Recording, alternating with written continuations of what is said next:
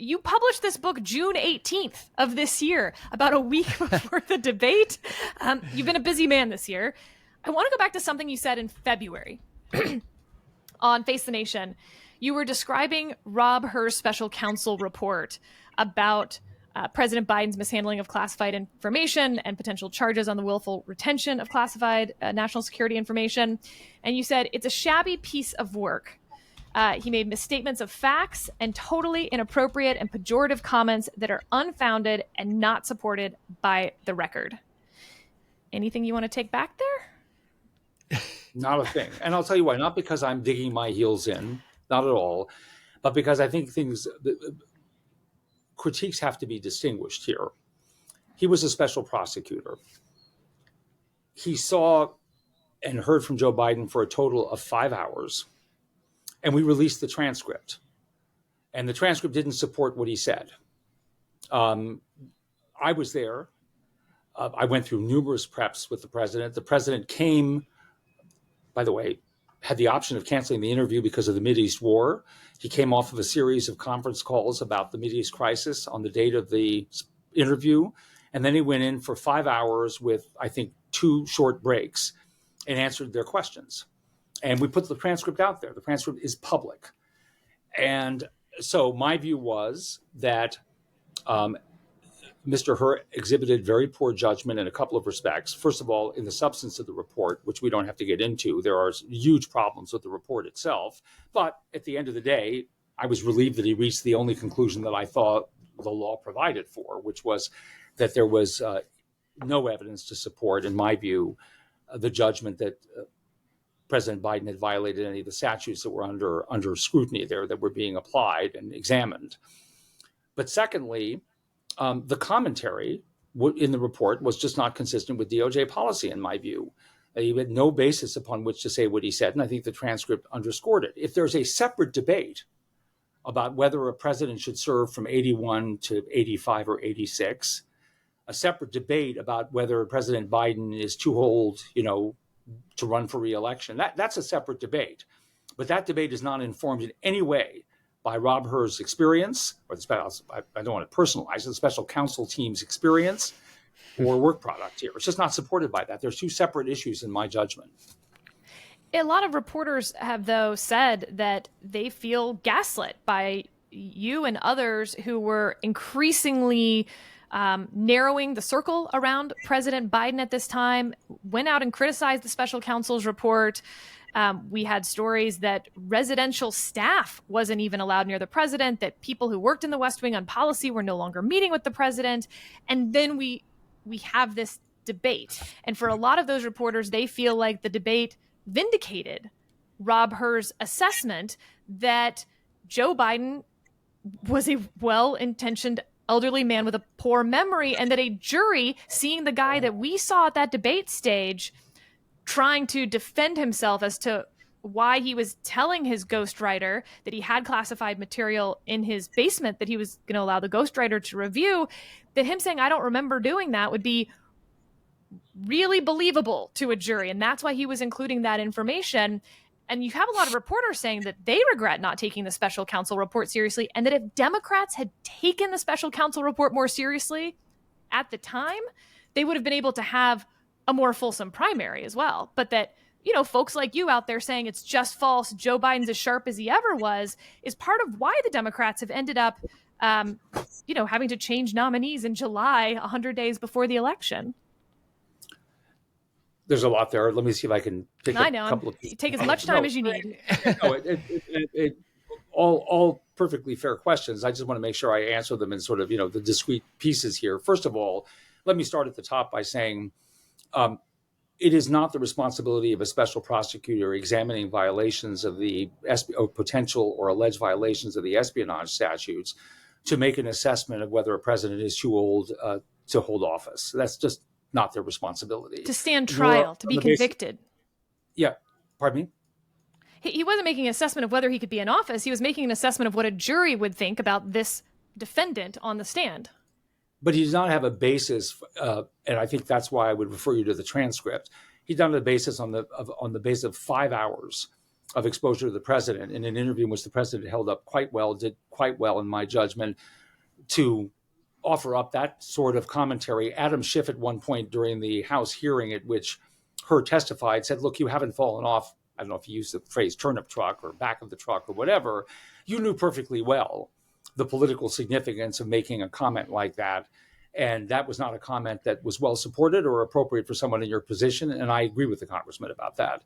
I think that's quite right. I just don't think that exhibited the kind of restraint and, frankly, fidelity to DOJ policy that I would have expected from the special counsel team.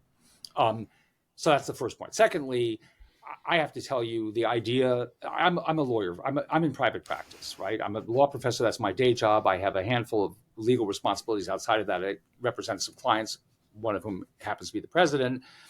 And so I can't speak to what happens day in and day out in the West Wing. Flex. But I can, pardon me?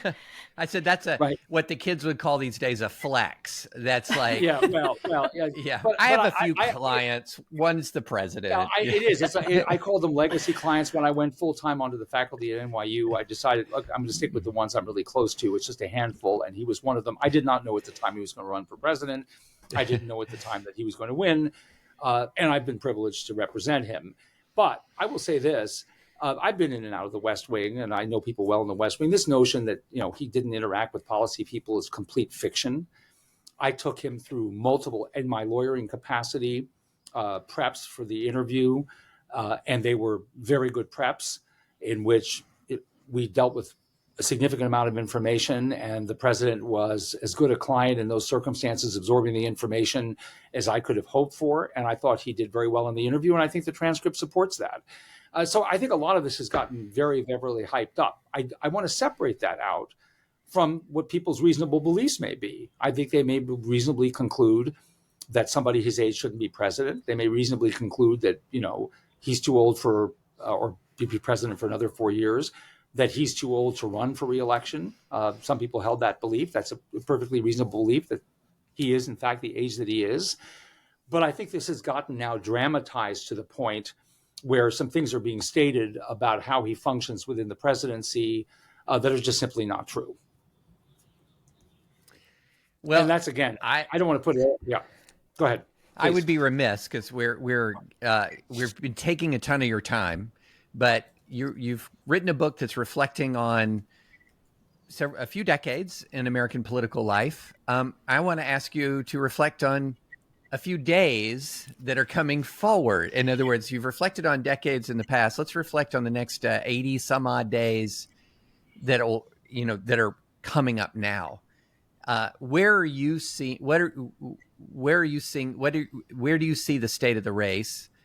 What do you see as Harris's strengths right now? And crucially, what do you see as some vulnerabilities? Because she's had a pretty spectacular run of the last 3 weeks or so of without any significant negative news cycles that can't last.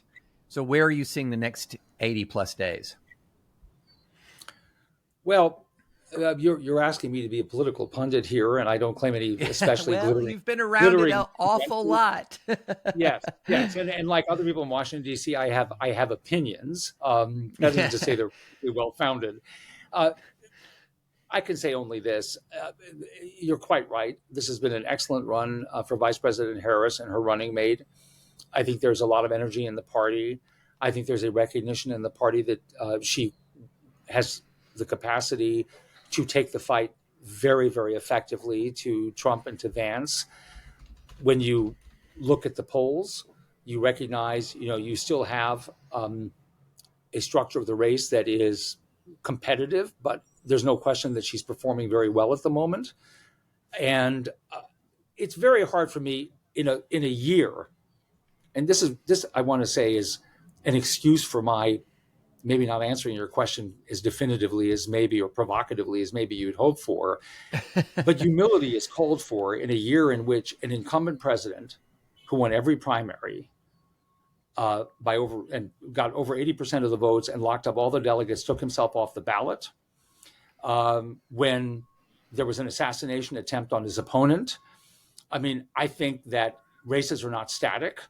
And so it's really hard for me to say to you how this race is going to unfold, but I think what you are seeing on the Democratic side, and that I think one could say without any puffery, is that you have a energized Democratic electorate, ample resources behind the ticket, a vice presidential choice that's has gone over very well, and this ticket is going to be extremely competitive against Donald Trump.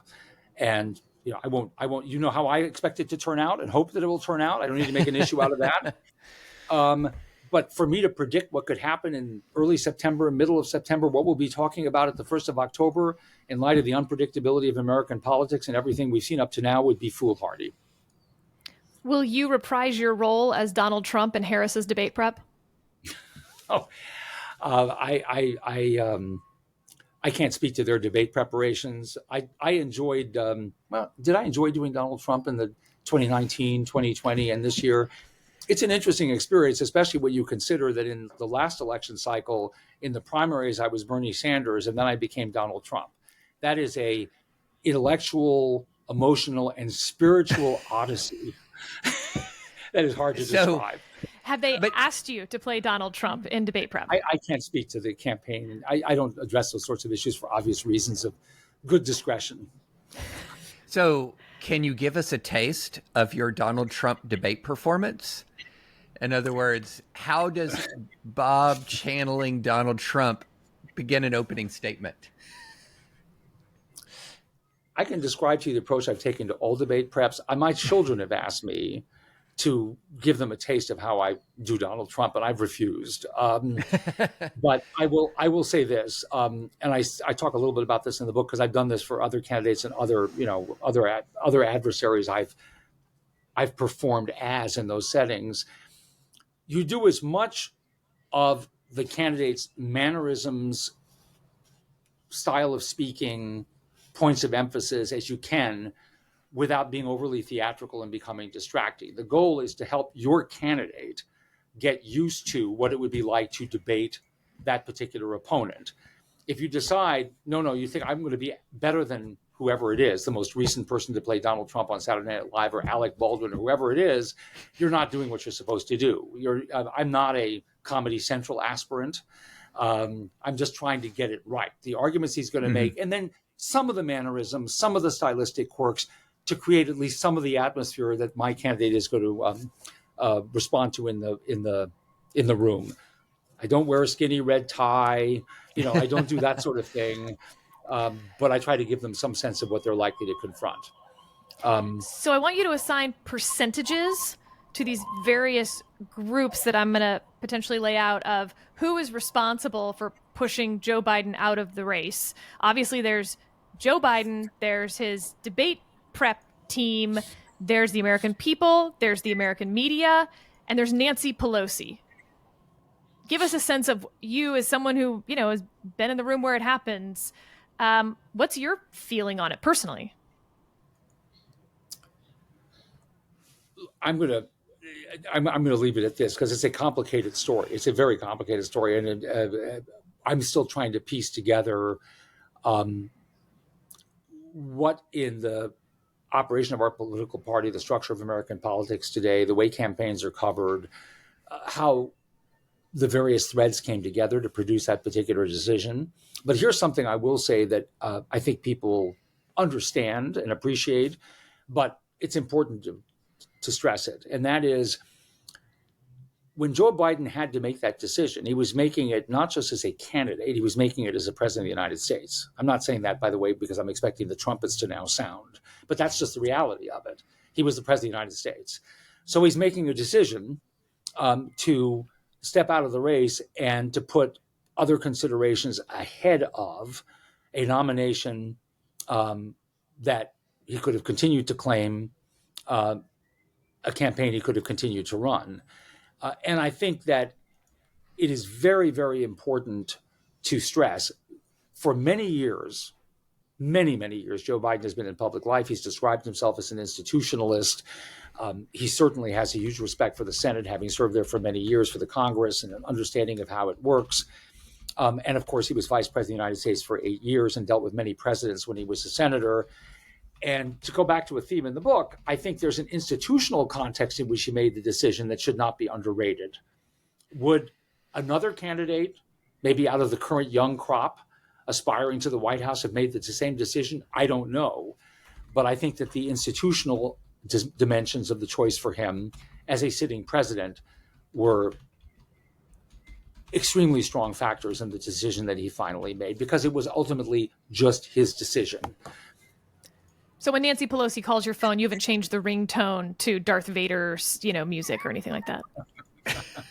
Or the theme from Jaws, no I haven't changed. I haven't changed my ringtone. I just don't answer my phone as often.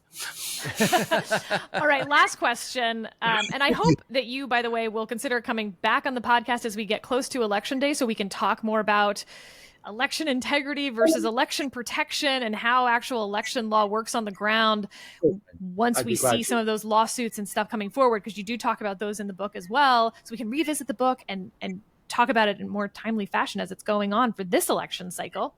But we try to give career advice to young law students or people thinking about going to law school. And a lot of people will tell me that they want to be lawyers in political world, on campaigns. They're describing the type of career that you've had. What advice do you have to people who want to be Bob Bauer when they grow up?